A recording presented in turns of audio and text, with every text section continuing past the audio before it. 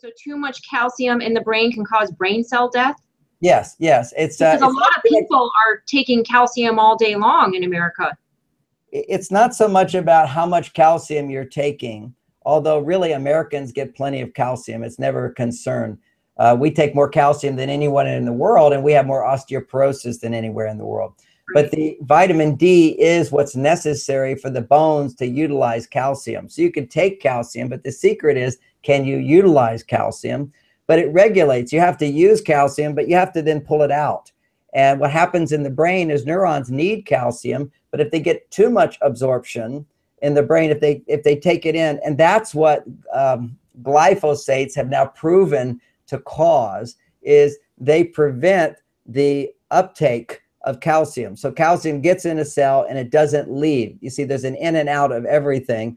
And when it gets stuck in there, then brain cells start to die. It needs to go in and come out, go in and come out. And vitamin D regulates that. Vitamin K is also necessary for that.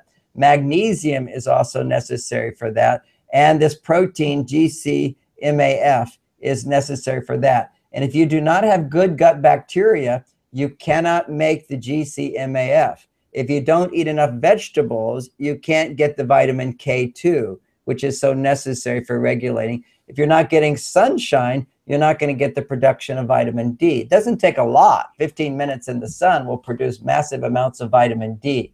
So if you're not getting 15 minutes in the sun every day without sunblock, vitamin D3 is a good supplement that, you know, children should be taking, parents should be taking. It's so important.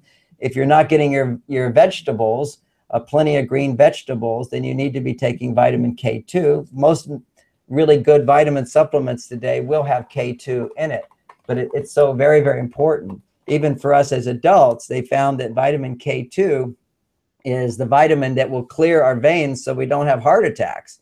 A substance called nattokinase, which is really high in K2 in Japan, is responsible, it's a Japanese food, responsible why they have lower heart attacks and cleaner blood vessels.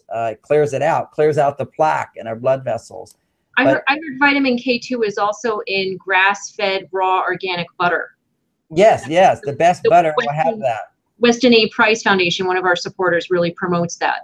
Yeah. Yes? Okay. Absolutely fantastic. And the butter, mothers and fathers should know, butter is just the best thing for your kids. It's just, but it has to be grass-fed. And if it's not, it doesn't have all these benefits in it. That's the sad truth, is that quality is so important when it comes to our health.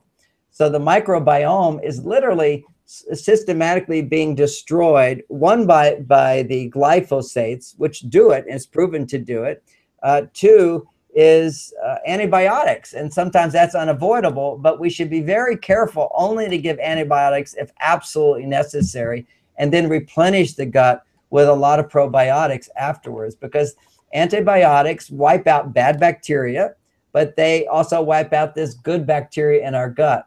So let's say you're a mother and you've had lots of antibiotics, you probably don't have the probiotics in you to pass on to your child. That's one of the tragedies of what's been going on with this several generations of antibiotics. And now we have the generations of glyphosates.